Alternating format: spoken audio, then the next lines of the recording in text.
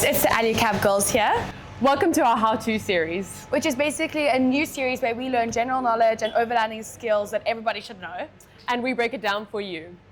Today we've just met with Jeremy, the founder of alu-cab, and George's dad at the fitment center, which is being zhuzhed up soon. Watch the space. Enjoy! Yay. Hi guys, it's Jeremy from alu-cab. I'm just taking the alu-cab girls through the process of changing tires and repairing punctures. And one of the most important things to understand with a tire is that it's your connection to the road, and it is vital.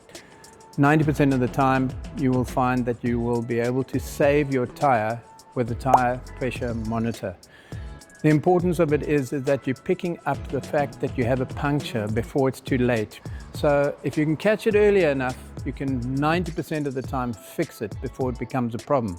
Make sure that you stop in a safe place, whether it's environment, so there's a safe area around you, they're not strange people that could threaten you, or animals. Often in the parks, you've got to make sure, is this safe? Are there going to be lions or leopards coming out of the bush, elephant's path, anything like that? And then also, ideally, if you can, slightly harder ground, because you're going to have to jack that vehicle up.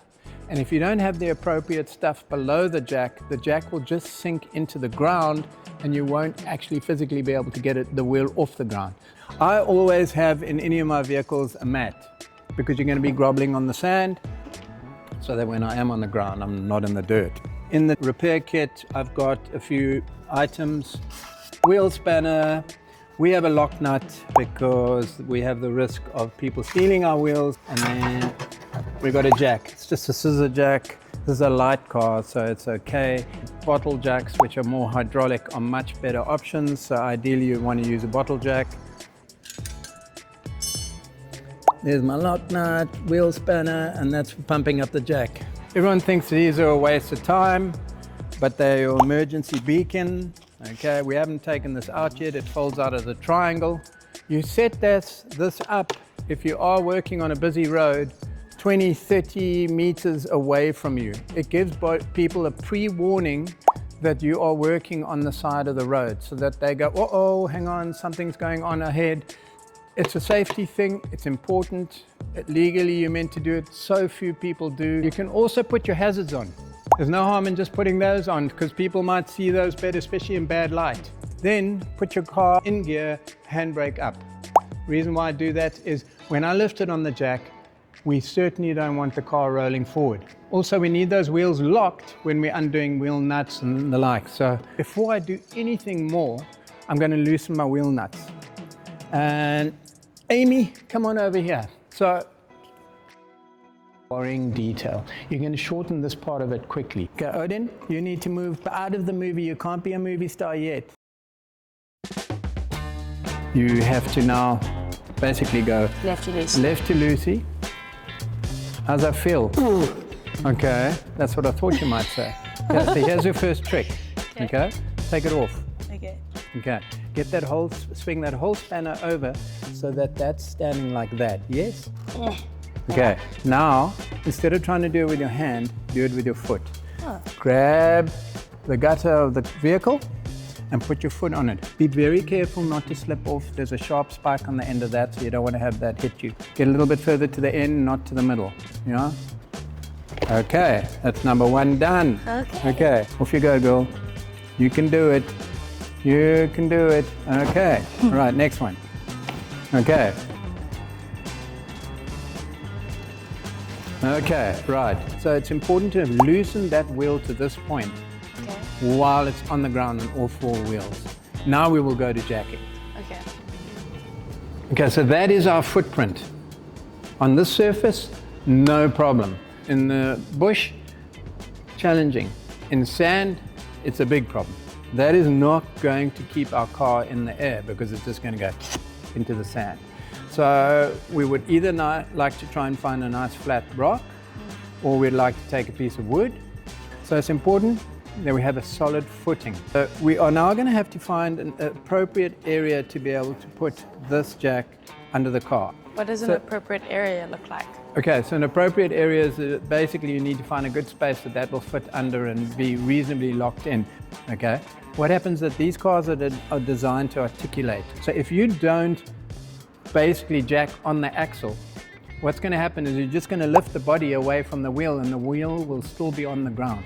So you need to be jacking in the area near the axle that lifts both the axle and the car collectively. I have to balance the car on that. And then I need to also come in with the handle that winds this jack up, okay? I mean, the heavier your car, the more challenging it's going to be to get this up. So I can see already that tire, I can see light under the tire. Means I've got the tire off the ground, okay? And I don't need to go much more than that unless there's rough ground around me or whatever it might be. Whichever. Start with all the bottom ones. Yeah, start all those. So that if you think about it, you don't want it to be hanging off I like to keep it hanging on the top nut, and then when you take the top nut off, for that to be able to come off. Ah. Okay, what I would do is one nut left. Okay, so this system is easier than some of the systems. Some of the systems, the bolt go in, and then when you take the last bolt out, the wheel falls completely. Here, we're just taking off the covering nuts, so the wheel stays behind, okay? It might be, try and lift it as you take it. You don't want to drag too much over the nuts. Okay, roll it away and put this side down on the ground. Leave them. You're going to be working, so keep them dirty. So now we're going to go and fetch our other tire, which I will run around the other side so you can pretend that it's this one. So here's your new spare, Aimee. Put it back. Thanks. So now you've got to try and line it up with those bolts. Wiggle it around till you've got it on.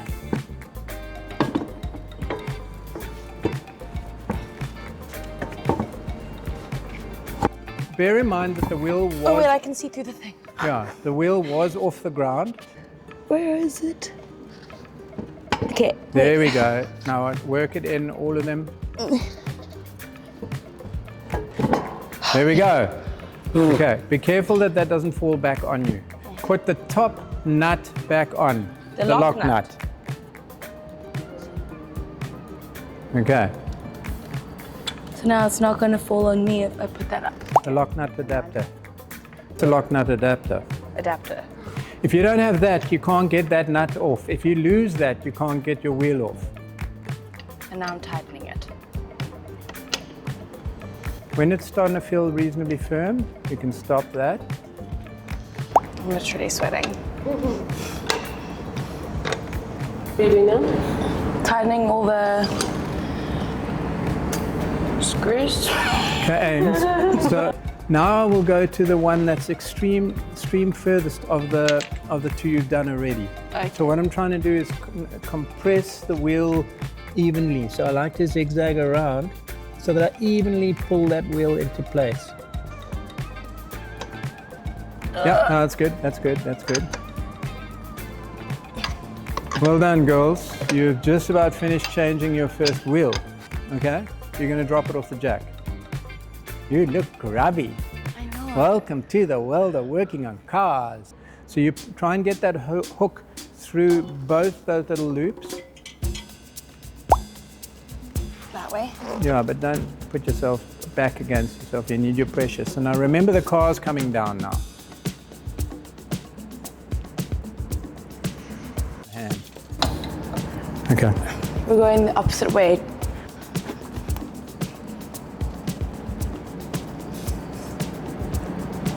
Okay, good. Next.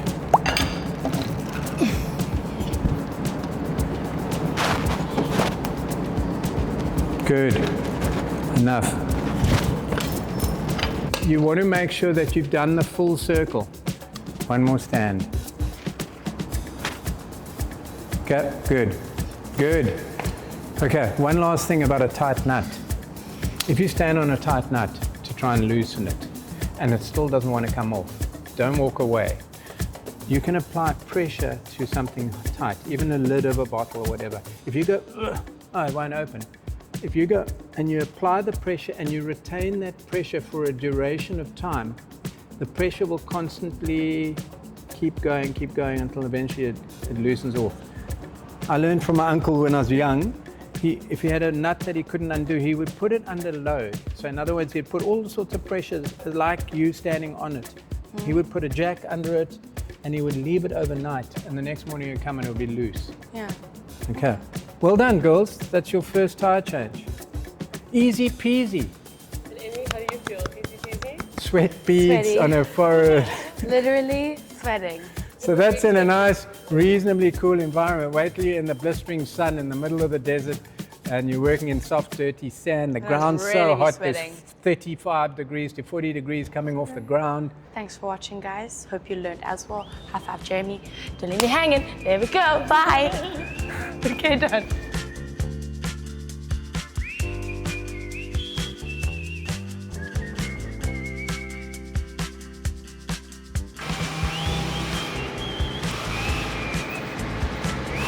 One, two, three. It's the alu-cab girls. And today we're forming our house. We're not saying that. And we'll be changing a tire. Follow along. Follow along. Enjoy.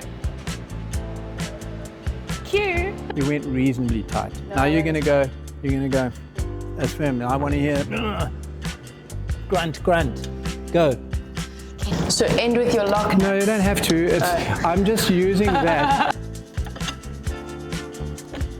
Okay, that's not a great angle. I would come up one more. Come back a bit more. You're making it look difficult when it doesn't need to be. Right, tight. No. You're undoing it. You're doing it. Undo. You're on precarious ground and you don't want to put too much pressure on the car.